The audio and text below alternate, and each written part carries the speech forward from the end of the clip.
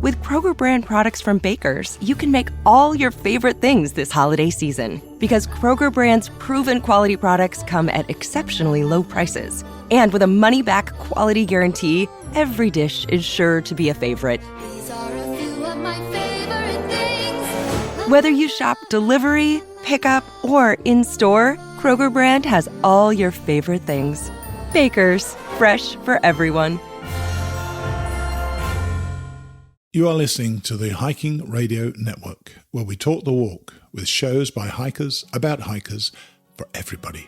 I'm wondering if you'd go wandering with me through the wilderness and woods to where the winds are blowing free, through the darkness of the night, heading toward the morning. Welcome to the Jester Section Hiker Podcast with the spotlight on section hikers. And I'll spread the word, and you beat the drum. We'll round up the troops and get the gang to come. And we'll leave the streets and these neighborhoods, head over the river and through the woods. For those of you that have been listening to the podcast for a while, you might remember a gentleman, Philip Woolette, who was on the show, and we had a chat about his company, Trail Signs. I am happy to announce Trail Signs is on board to sponsor a few episodes. We all have a backcountry trail or a spot in the wilderness we love, a place that holds memories of a trek that fed our souls and tested our resolve. Want your favorite trail sign hanging above your fireplace or in your hiking room? Send Philip a picture and he'll make you a replica. I can personally vouch for Philip's work. He created an original sign for me of Springer Mountain, Georgia, Mount Moosilauke, and designed the Jester Section Hiker Podcast stickers. Check out Philip's shop at trailsigns.etsy.com. And if you use the coupon code Jester, you will receive 10% off. He also has hats, stickers, keychains, ornaments, and all your trail heart desires. Hey, everybody, and welcome to Jester Section Hiker, the premier podcast with the spotlight on section hikers. And I'm your host, Julie Jester Gayhart.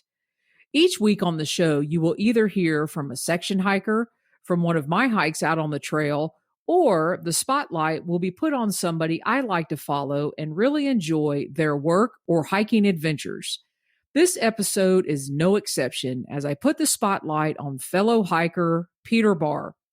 Here's a little introduction about Peter from his website. Peter is an accomplished hiker and peakbagger. He has traversed all 900 miles of the trails in the Great Smoky Mountains National Park. He has reached the highest points in 45 U.S. states and all 100 North Carolina counties, and climbed the Adirondack 46ers. He has also completed the New England Highest 100, all summits 790 above 4,000 feet in elevation in the eastern United States, and more than 2,000 ranked peaks nationwide. He has also completed a thru hike of the Appalachian Trail in 2010. For those of you that have been listening to the podcast for a while, you have heard me mention Peter before in regards to his book, Hiking North Carolina's Lookout Towers. I specifically mentioned him and the book when I was podcasting from Frying Pan Tower and Green Knob Tower in Western North Carolina. I am really excited to have Peter on the show and talk about his new edition of the book that released last month, exploring North Carolina's Lookout Towers. Thanks for joining me for this week's episode, everybody. And now on to my interview with Peter Barr, or also known as Whippersnap.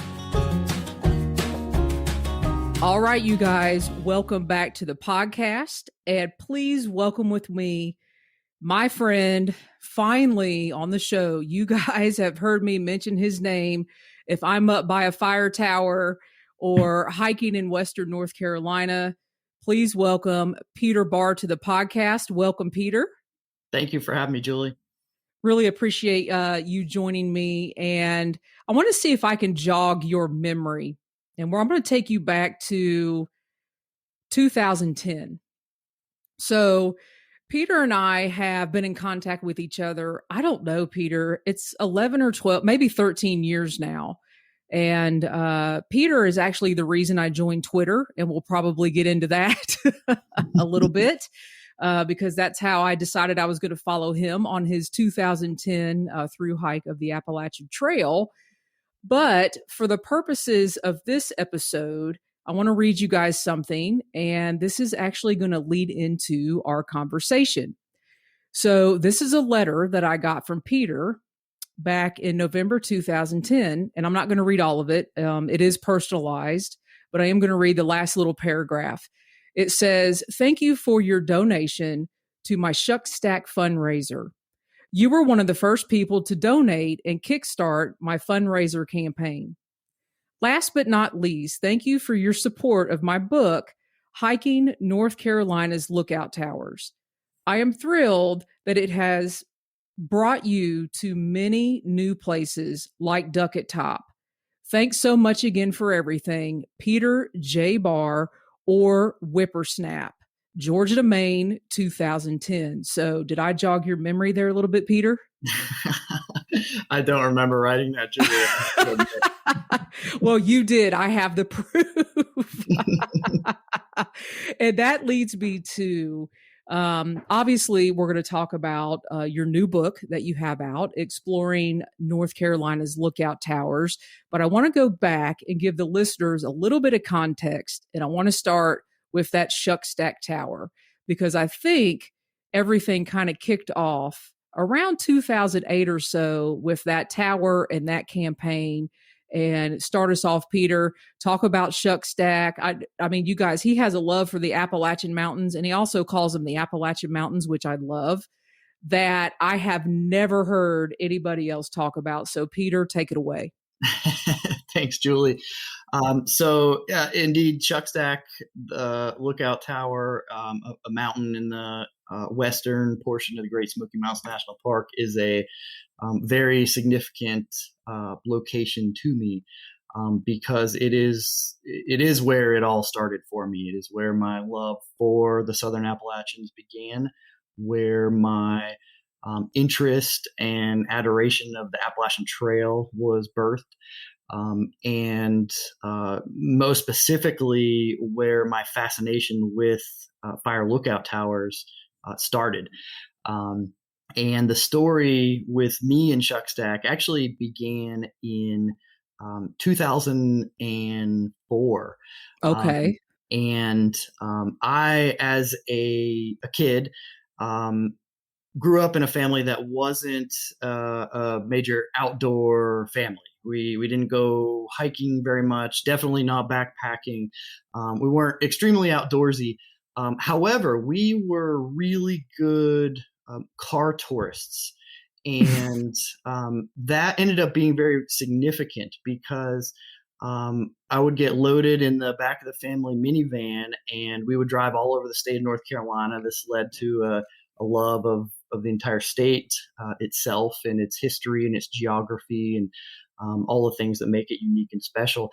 But we would most frequently go to Western North Carolina to the mountains, and many, many days driving on the Blue Ridge Parkway and occasionally visiting the Great Smoky Mountains National Park.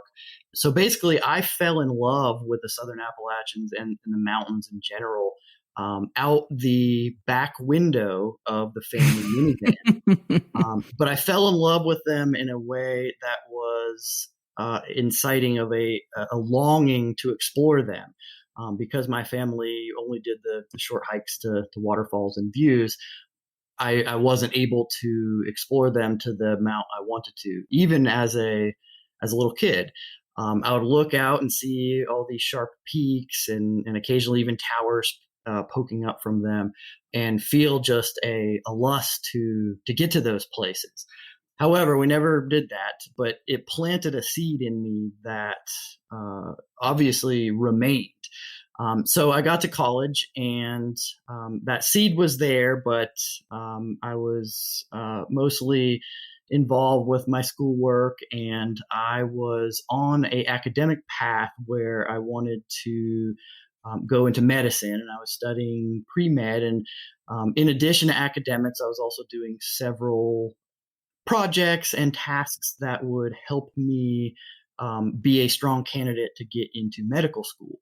And one of those projects was called the Congressional Award. And this is a civilian honor bestowed by your member of Congress. And it's primarily a public service award where you do many, many hundreds of hours of public service. But it also had a few other components: physical fitness and personal development, the latter of which was primarily job shadowing. And ultimately, I spent a lot of time shadowing many doctors down there in Charlotte, and Wow. who were very kind. And I saw many children be born and many surgeries performed. Wow, I had no idea. This ended up being a very impactful experience itself, this award, that component of it, because I spent a lot of time with probably about 8 different physicians, and the vast majority of them spent a lot of the time I was with them kind of coercing me out of following a career in medicine. Oh, So that had a little bit of impact. But the fourth component of that award was required an expedition, and this had to be self-planned and self-led, and had to be at least, I think, 5 days and 5 nights. And I thought, that seed that was planted in me but had never germinated, it kind of was like, aha, I know I've always wanted to go explore the mountains, and I've always had a fascination since seeing the Appalachian Trail on a sign at Newfound Gap in the Smokies when I was 8 years old. I want to hike the Appalachian Trail through the Great Smoky Mountains National Park, and that will take about 6 days and 5 nights, and it'll qualify for this award. We So- might have to have a whole nother podcast episode for how that trip went down. No, it would be a good one. And so it basically, that's how I ultimately got to Shuckstack. And it was a means to an end of completing that component of the award. But I talked a buddy from college into taking that trip with me, and I'm so grateful that he did. And we had no idea what we were doing. We rented old 1970s backpacking gear from the local college and set out from Fontana Dam, and we climbed up the steep trail Yep. to Shuckstack. I'd never backpacked in my life. I'd never spent a night outdoors in my life. So this was a rude awakening to choose to climb from Fontana Dam up to Shuckstack. It beat us down. It tore us to shreds. It demoralized us. It humbled us. Halfway up, we were having very serious conversations of turning around, because this just was not a good idea. We had to show you how little idea of what we were doing. Our packs were easily over 70 pounds. Oh We were my God. wearing tennis shoes and all cotton clothing. My friend had packed a machete because, we were going to have to fight off You're going to what? the first night we got to Molly's Ridge Shelter and stayed there. We had to ask a thru hiker for help to assemble our alcohol stove. So Oh my goodness. we were pretty green. You guys were like a hot mess. We were, but after 3.5 miles, or I guess if you count the dam, it's probably closer to 5 miles or so, we topped out on Shuckstack, and we got to this old rickety tower just protruding from this very sharp summit. And it just captivated me. And I knew from the top there'd be a very amazing view. But it also terrified me, because it looked like it was about to fall down. It looked like with the next Yeah, blow of the Shuckstack wind, is pretty rickety. yeah, it just looked like it was that maybe going up this wasn't a good idea. And I had the fear in me, and I still climbed it. But I kid you not, I went up each stair on my butt backwards, one by one, kind of gripping the handrails, at least those handrails that are there. And I eventually made it to the top, and kind of overcame the fear to do so. And the tower didn't fall apart. And it was when I got into the top of that lookout tower and looked out the windows and looked out where we had come from. We could see our car down at the dam, and especially turned around and looked out at the Smokies, and basically could trace the path of the Appalachian Trail where we would go over the next 6 days. that was a very life-changing moment for me.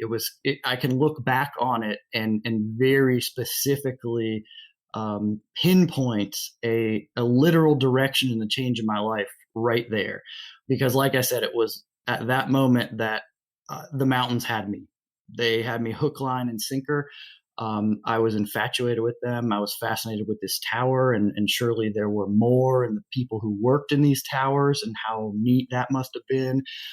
And like, wow, this is a spot on this Appalachian Trail, which I already had so much reverence for. So that moment for me changed my career path. It dramatically influenced or created new values for me personally, and would really be the catalyst to a major change in what I do personally, professionally, and what filled my heart. And I would say, I mean, that story alone right there, I mean, led into the Hiking North Carolina Lookout Towers book. And you guys, not only do you have to get the new book, you've got to get the former book too, because I'm sitting here, I've got the older book that I use, the Hiking North Carolina Lookout Towers. I make all my notes. It's got all the hiking directions on how to get to the towers. And we're going to get into this, but this new book, Exploring North Carolina Lookout Towers, I mean, phenomenal. The pictures. And the reason I bring the new book up now is because you brought up the history of Shuckstack and thinking about the individuals that manned the towers. And you actually have stories in this new book and pictures of the watchmen that were in the towers. And it's absolutely fascinating. And I know one of the things, and you probably don't remember this, that you and I talked about after your 2010 through hike of the Appalachian Trail was kind of following that pathway up through the AT and kind of hiking with spring, kind of the Earl Schaefer, hit the towers. And I know you went to several side trails and made a phenomenal trip out of your Appalachian Trail journey as well. So briefly talk to us about that. And then we're going to get into these books because everybody heard in the intro, you guys, Peter has completed the 900 miles in the Smokies. He's peak bagged everything I can't even think of. But he had one of the most phenomenal journeys on the AT that I know of. So talk to us briefly about that. Yeah, so there's a couple components in there, and I'll try to be mildly brief about each one. But yeah, one among other thru hikers, a lot of other thru hikers, my year in 2010 would be a little angry with me. I think maybe because they were struggling physically, and for the record, so did I. It was a very humbling experience. I thought I was some experienced hiker, and the trail really put me in my place, and it was hard. But they would ask me, is 2,000 miles not enough for you? And that was an interesting question. They were kind of saying it sarcastically, but it had a very honest answer, which was no, it wasn't. I set out to hike the Appalachian Trail for a variety of reasons, largely driven by love for the mountains in this region in the eastern United States.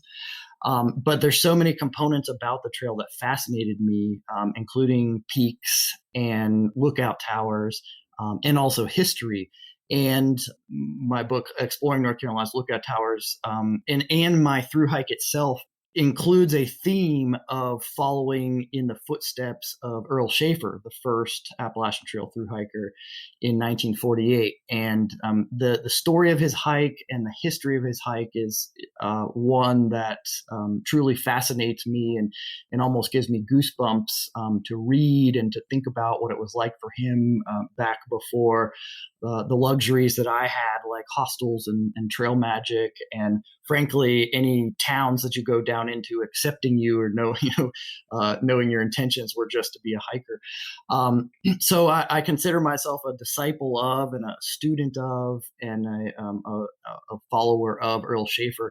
And on my hike, I very much wanted to kind of literally and figuratively walk in his footsteps. And he visited many of the towers, the lookout towers on the Appalachian Trail that still are standing today, and many others that are no longer on the AT, either because of a reroute or in most cases because the towers have been taken down.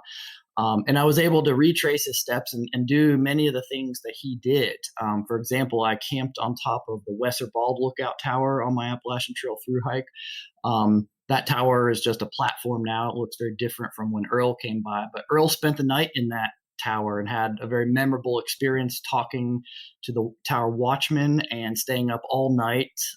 He said they fought 3 world wars and covered 4 or however many political elections, and explored the world over in their conversation. And he wrote in his journal that he saw the most spectacular sunrise he'd ever seen, next to something he had seen in the South Pacific during World War II.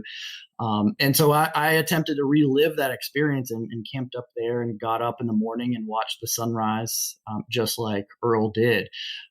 And many other of my stops along the Appalachian Trail, many of them side trips now because the trail's route is somewhat different than when Earl went through, included trying to recreate some of his experiences or follow in his footsteps literally, or just kind of pay homage to that hike that is so significant and inspirational to me.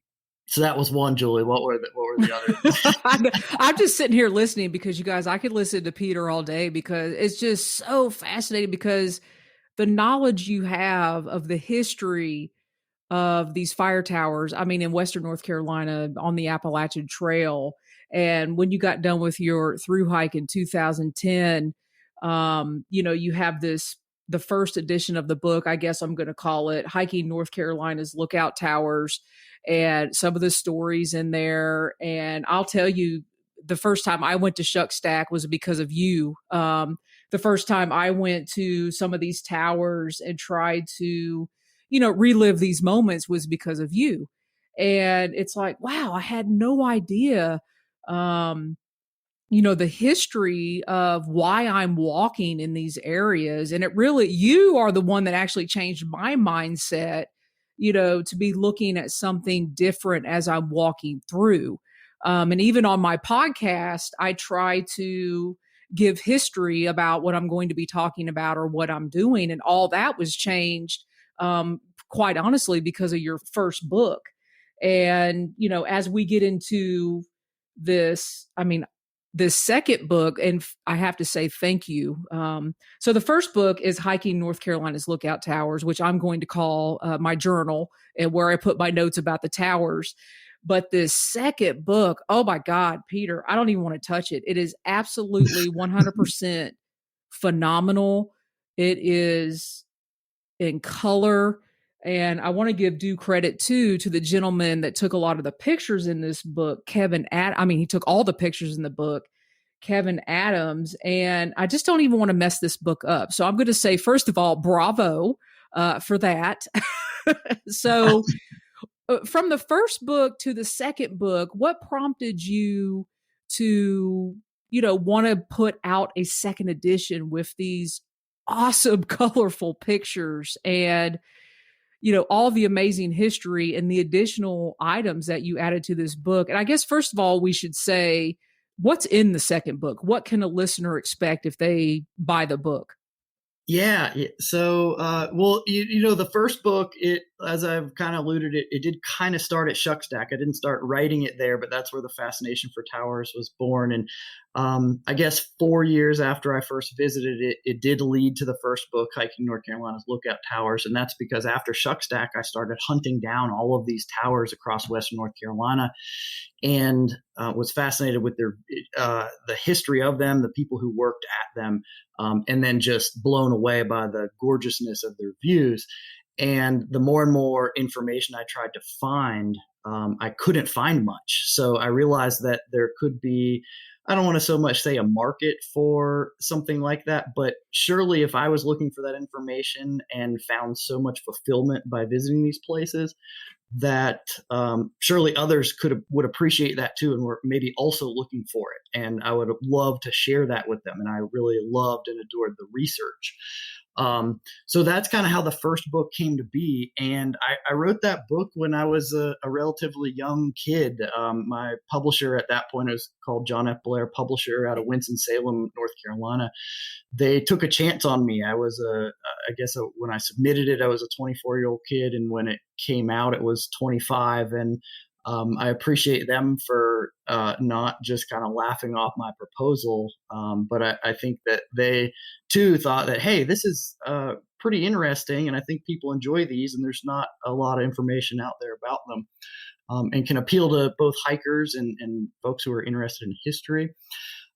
So making that book was very rewarding to me to share a topic with others that I'm so passionate about. And, there's certainly, you don't write a hiking guidebook to make money for certain. You put thousands of hours in it, and this is not the type of book that ends up on a New York Times bestseller. So my motivation is both sharing that topic that I love with others, and also doing the topic that is so important to me, doing it justice, doing intense research and making sure that this information is preserved for the future, because these towers are starting to come down, and a lot of the history is being forgotten.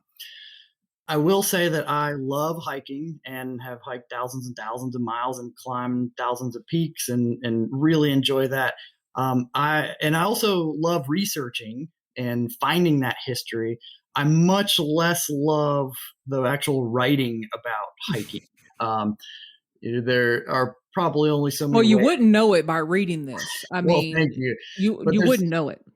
There's probably only so many ways you can say turn right at the switchback or go uphill or cross the stream, particularly when you can do those things 10 times in a period of 5 minutes in our mountains. So the creation of the book, the physical writing of it was a bit tedious the first time and wasn't my favorite thing. It's kind of that classic saying of I hate writing, but I love having written. So I loved having created that book, and I'm glad I did it. But it was an experience I thought, I don't know if I'm going to do this again. And frankly, I decided I wasn't going to do it ever again. That I was very happy and content in my life with just hiking and exploring. Until my dear friend Kevin Adams, the photographer you mentioned, who took all of the absolutely stunning and gorgeous images in the book. I mean, I'm telling you people right now, if you don't even like to hike, you got to have this book. I mean, because of the pictures of the towers and the scenery that's captured in the Western North Carolina mountains. I mean, it is a conversation piece, to say the least. I mean, not to interrupt, but yeah, well, thank you.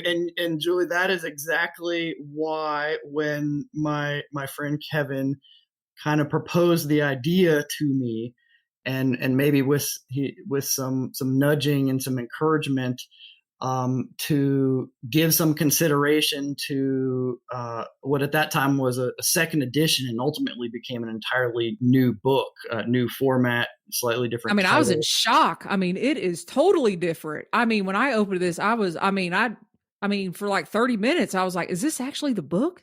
Like, it's so different. I love it so much. Kevin is not only a dear friend of mine, but he really is a personal hero and somebody I admire. Before I ever met him and became friends with him, I had admired his own books and photography, and not just his beautiful images. I really liked his style of writing. I liked how he wrote in a very personal way and with humor, and kind of in a way where he leveled with his readers who he knew were hikers and explorers of the mountains. So we became fast friends and had been friends for many years. And then he kind of brought up this idea, and then he really kind of dropped the hammer on me, which is, hey, would you consider doing another version of this book if I shot the photography for you? And unquestionably, that is an offer that cannot and should not be turned down, because Kevin is extremely talented, and towers, if you look in my first book, towers are challenging to shoot. And honestly, they can be a little bit ugly, particularly when you're looking at them straight up from the ground and they're old and rusted.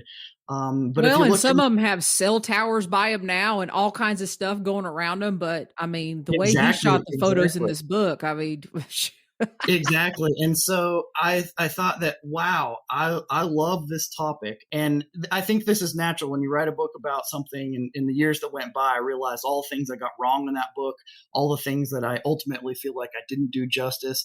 And then after writing that book, so many people communicated with me and I found out so much more information over the years. And this was part of what became my professional career. I did a lot of writing in my professional career and became a better writer, became a better researcher. And I realized that, wow, I still love this topic.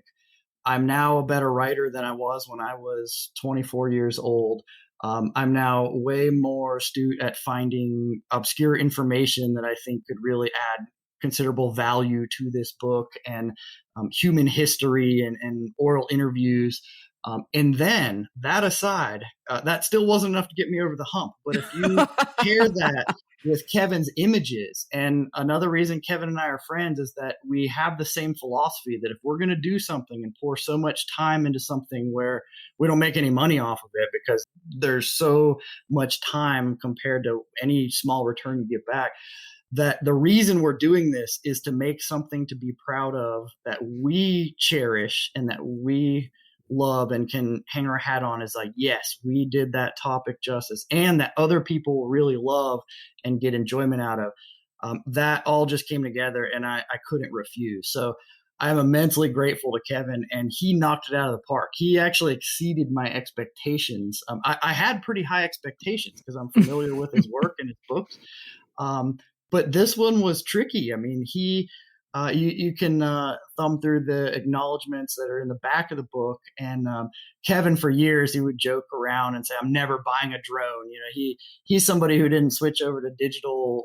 well, he definitely got a drone for some of these, didn't other he? people did. Yeah. And so he Yeah. bought us. So I was the one who basically got him to get a drone. I mean, it was his decision, but it was like he finally decided that, you know, if I'm going to get really good images of these towers, I'm going to buy a drone. We took an airplane ride over a whole bunch of them and realized we couldn't just get close enough to them, and the weather always being so kind of spotty.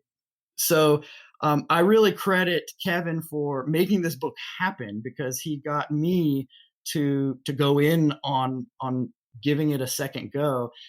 And that inspired me then to try really hard to make it a way better book on my end from the first time as a writer and researcher. But then he took it and he made it a work of art. Well, I'm telling you, it is very well written, and I'm just starting the beginning. I don't even want to crease the pages. That's how beautiful this is. And the pictures, I mean, even the one on the front, phenomenal. So let's give the listeners some logistics. And what I mean by that is, how many towers are in the current book? Sure. So the newly released edition, Exploring North Carolina's Lookout Towers, has 26 historic fire lookout towers in Western North Carolina.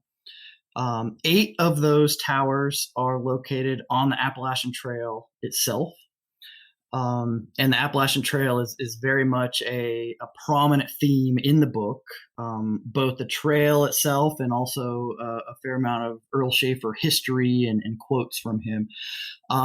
Also new in this book are the inclusion of 8 historic fire lookout sites and hikes to them. And these are locations where they formerly had fire towers. But those towers have been removed, dismantled, or in many cases long gone. But they're still very worthwhile destinations to visit because they still have spectacular views. They still have very significant and fascinating history associated with them. And I was able to find really, really quality information pertaining to the background of those towers, even though they aren't there. So I wanted to share that with readers. For each of the 26 towers and the 8 tower sites, the book contains historical information, and this was my favorite part of writing the book. So sometimes this can get very extensive. Also, I was very glad, since this book is much bigger than the first book. This book is 377 pages, all color. The photography, the maps, and just everything in it. So it's very aesthetically pleasing, which thrills me.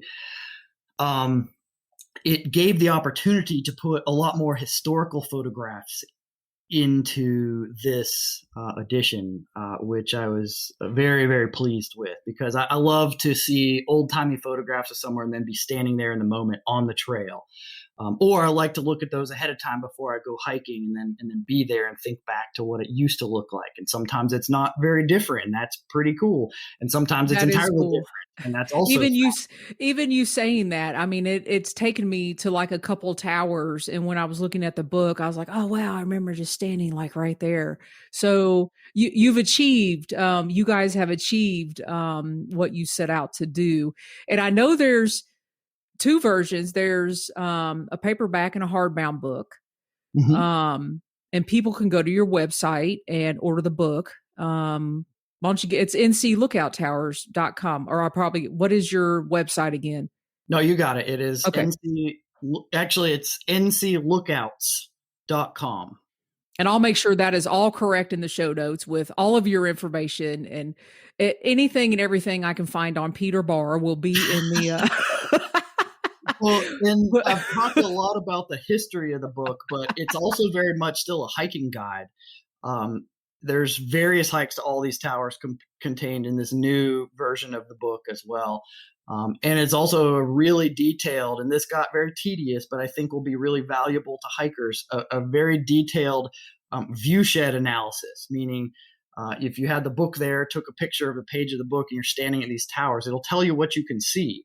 And describe them and how far away they are, and most notably other lookout tower locations, which I think is neat to view, because the tower operators, they communicated with each other, so you could often see many other towers from certain sites. So cool. All right, now this is probably going to be a tough question for you. Mhm. Do you have a favorite? We know your love for Shuck Stack, but do you have a particular tower that stands out in your mind? Maybe the history, the location, maybe how hard it is to get there, uniqueness of the tower. Does something stand out?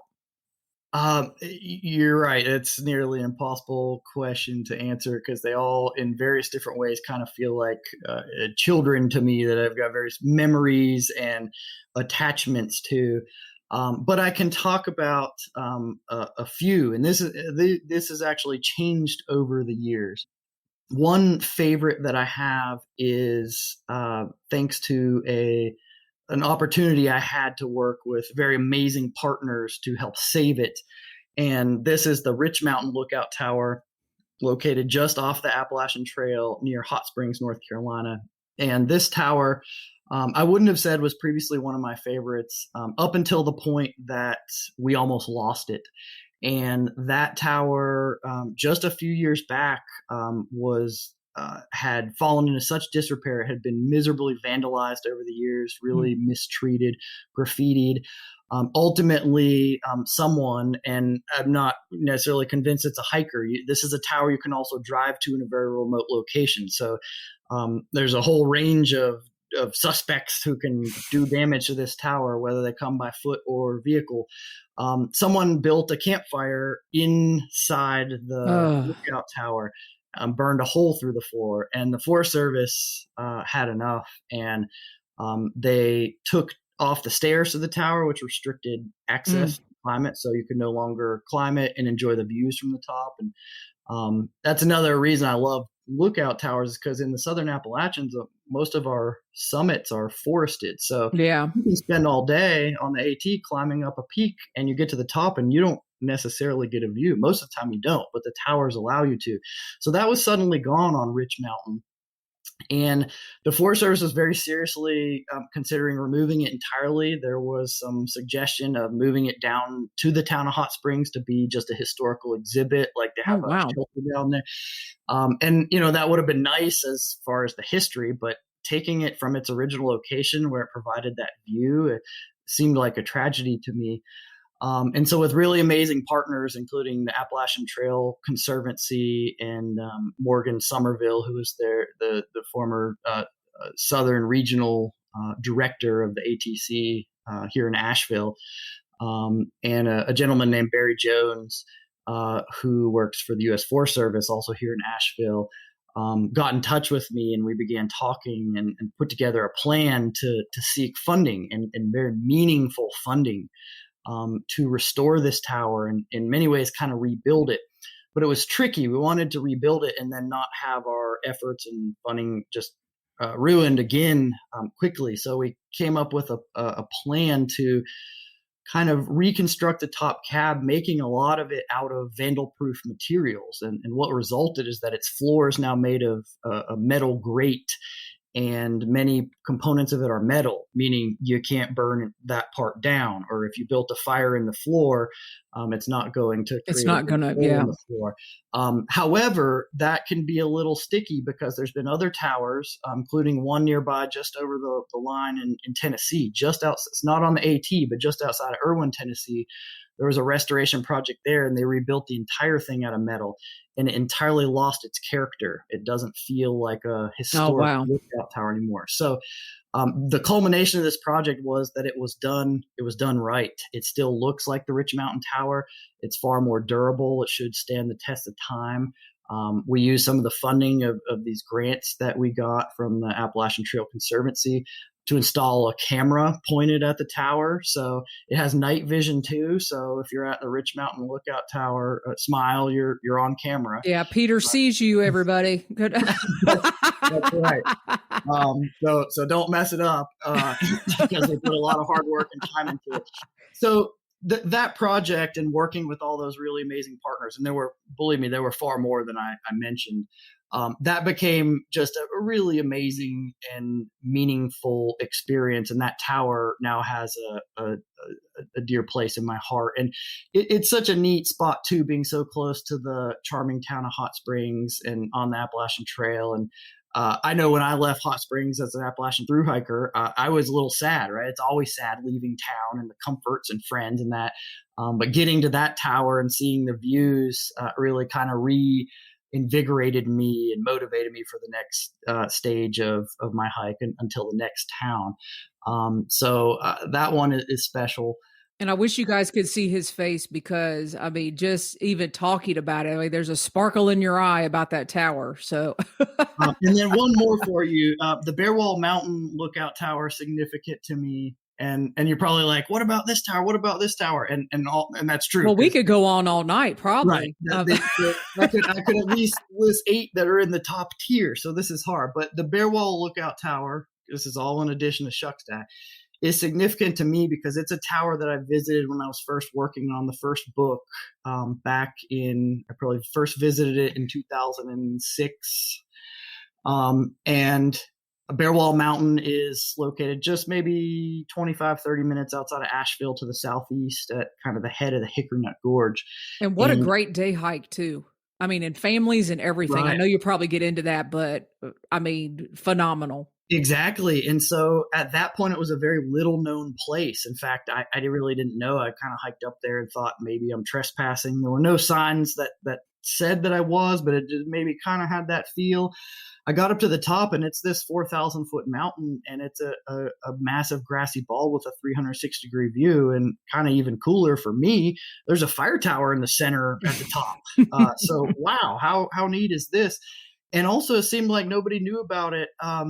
And so this was quite special. But even at that time, I thought to myself, and I'm looking around and I'm looking down in the valleys, and that was certainly pre-2008. That was when housing developments were going in here, there, everywhere overnight. And the landscape of Western North Carolina and the natural heritage, the viewshed was changing very rapidly. And Bear Wall Mountain the summit is a very gentle, rolling, grassy bald. I mean, it's kind of like a max patch with a fire tower not on the Appalachian Trail. And I thought to myself, wow, this is amazing. But, it's probably not going to stay like this. This is ripe for development. And this is going to be, heck, there's already a road up here to the fire tower, right? That the tower operator used to use. So I'm glad I got to see this now, because no way is it going to stay here. And I'll try to be short with this story, but fast forward a couple of years, I'm sitting in a library, and I was setting up my website and Twitter account, Julie, which is funny you mentioned Twitter, because I don't even. You are the reason I have Twitter. Period. I haven't done Twitter in like 7. You haven't done Twitter since you left your through hike, right? Yeah, since my AT hike. But I was setting that up because back then, that was more of a means to communicate it. I wasn't quite yet in the era. Some people had them, but I didn't have a smartphone while hiking the trail. So I'd literally write my journals on paper, mail them home. My wife and parents would transcribe them. But as a way for people to follow me in real time, like you did, I would send a text message on a dumb phone that I would type with the 1 through 9. Oh my God. And of my location. And that's a way people could kind of keep up with me. So I was setting that up, and I got a call. And also at the same time, I was also trying to figure out, and I was literally on some websites, what the hell I was going to do when I finished the Appalachian Trail. My wife, Allison, and I decided we were going to move to Western North Carolina. And I was so infatuated with the mountains and in love with them that I didn't care what, but I was going to find a career, and I wanted to be in conservation or recreation or something that immersed myself in the mountains. Like, I didn't necessarily go to school for that, but that is what I was going to do because that's where my passion was. So I was trying to figure that out, literally doing Google searches. And I ended up on the website of an organization called Carolina Mountain Land Conservancy. And I learned about this AmeriCorps program. It's essentially a public service year-long internship with various environmental nonprofits in Western North Carolina.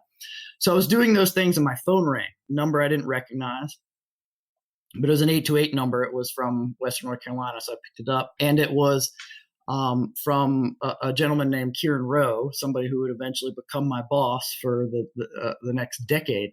And he said, "Hey, I'm paraphrasing here, but are you the guy who wrote that fire tower book?" Yeah. And he goes, "Well, I'm wondering if you may be able to help me. My organization is a land trust, and we are working to protect the top of Bear Wall Mountain. We're working with the landowners to place a conservation easement on it.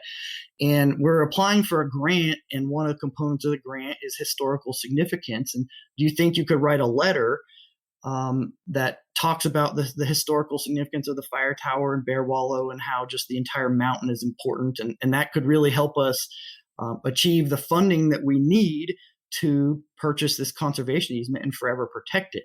And I'm thinking to myself, like, that was the mountain that I fell in love with, but that I was absolutely convinced would be destroyed very soon. And this guy calls me on the phone, and he's like, "Hey, I'm trying to save it. Can you help me? And can you help me based on your past fire tower research?" And I'm kind of like, this is cool. So obviously the answer is yes. And the conversation led to, well, hey, Kieran, I'm actually interested in not just helping you now. Like, I really kind of want to get into a career of doing this. And he told me about this AmeriCorps program to become involved, kind of to get the foot in the door and get a service experience in the conservation world in Western North Carolina. And I told him, I said, this is absolutely crazy because I am literally looking at the website for it right now, and I have the application pulled up on the left side of my screen. And he's like, "Oh, well, that's neat. You should definitely apply, and I'll put in a good word for you." And I'm thinking, oh my gosh, did I just figure out what I'm gonna do? I think you did. Appalachian Trail. And I'll stop there and not say the whole story, but I ended up starting that job at Carolina Mountain Land Conservancy, now Conserving Carolina, where I'm still employed and still involved, and have been for more than a decade now. literally 24 hours after summiting Katahdin in 2010. Got on a plane, flew to Charlotte, drove to the mountains of North Carolina, started that job with my big giant beard. So Bear Wall Mountain has a fire tower. The reason to go to Bear Wall Mountain, ironically enough, isn't even the fire tower. You don't even need the fire tower for the view because it's a giant grassy bald. But there is really cool history that I found that's not in the first book. You'll notice, Julie, the Bear Wall Mountain chapter in the first book is like the worst chapter. I'm ashamed of it. I got nothing for it. It's the longest chapter in the this second book. So many oral interviews, so many historical photographs. And between the first book and now, Bear Wall Mountain was saved. Conserving Carolina over the years and multiple different projects with many different partners have now conserved, I think, 480 acres on top of that mountain.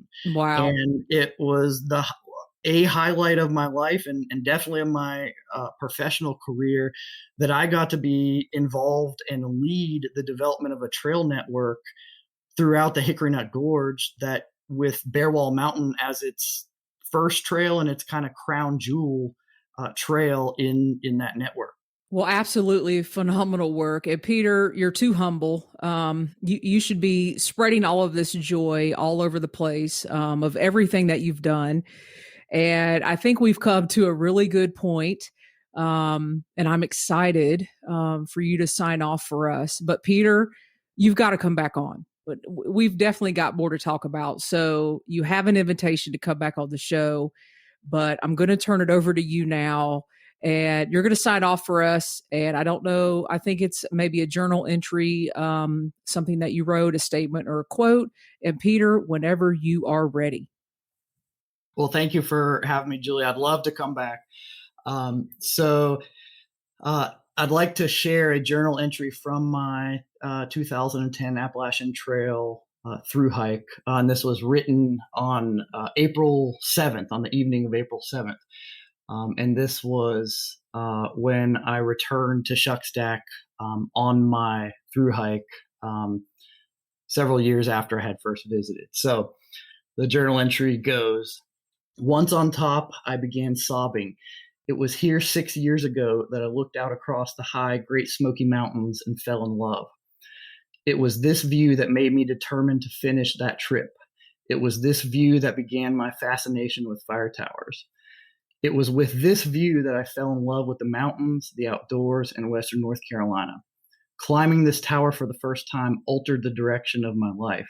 Me visiting it again on my Appalachian Trail through hike was all of these events coming full circle, a culmination of my time since the first visit that I have so significantly dedicated to the mountains. While I started at Springer Mountain about 2 weeks ago, the journey really started right here at Shuckstack 6 years ago.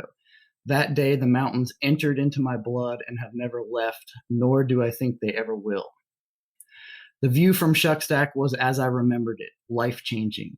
Nowhere else do I feel such a strong sense of belonging, a sentiment of pride and possession than I feel at Shuckstack.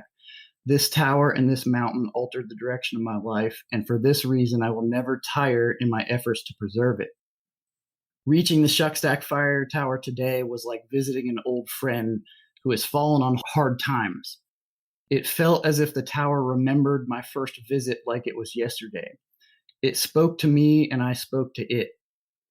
I told it I'm back, and it replied, "Welcome back, friend. You've come a long way." It wasn't talking about the trail. As I left, I looked up at it and told it I would be back again, and I promised to help it. As I walked away, it said, "I know I'll see you soon, friend." Wow. You held it together, Peter, but I didn't. So thank you very much. Appreciate you coming on the show. Thanks, Julie. I am pretty sure I could have kept listening to Peter for many more hours.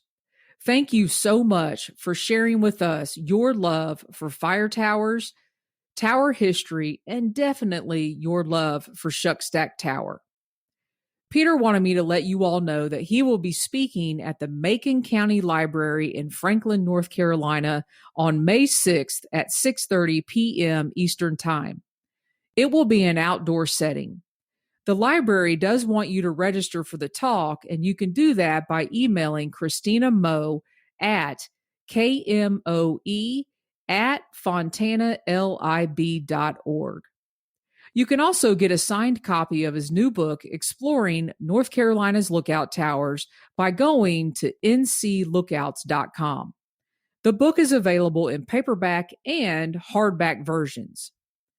You can find all of Peter's information and pictures in the show notes at hikingradionetwork.com. If you like what we do here at the network, please consider a donation or writing a review over on Apple Podcast. Each donation and review truly makes a difference in what we do. Until next week, everybody, thanks for listening and happy section hiking. I'm wondering if you'd go wandering with me through the wilderness and woods to where the winds are blowing free, through the darkness of the night, heading toward the morning light. I wonder if you'd wander with me, and I'll spread the word and you beat the drum. We'll round up the troops and get the gang to come, and we'll leave the streets and these neighborhoods, head over the river and through the woods. You're wondering if I go wandering with you, what kind of trouble we'll get ourselves into. Would it be wrong to tag along with a band of vagabonds? You wonder if I'd wander with you. So I'll spread the word and you beat the drum. We'll round up the troops and get the gang to come, and we'll leave the streets and these neighborhoods, head over the river and through the woods.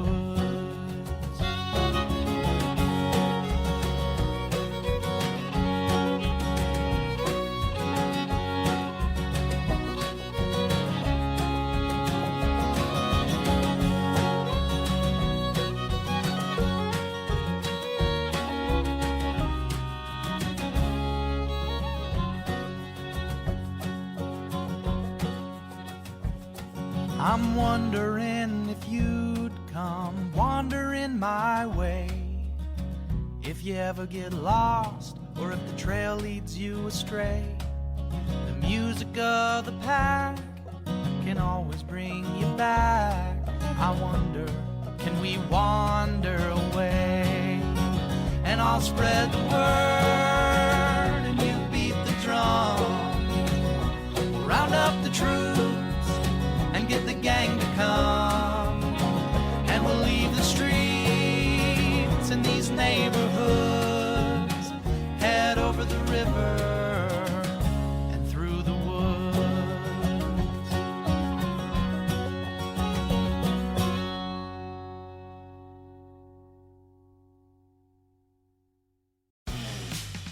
For the ones who work hard to ensure their crew can always go the extra mile, and the ones who get in early so everyone can go home on time, there's Grainger, offering professional-grade supplies backed by product experts so you can quickly and easily find what you need. Plus, you can count on access to a committed team ready to go the extra mile for you. Call, click Grainger.com, or just stop by. Grainger, for the ones who get it done.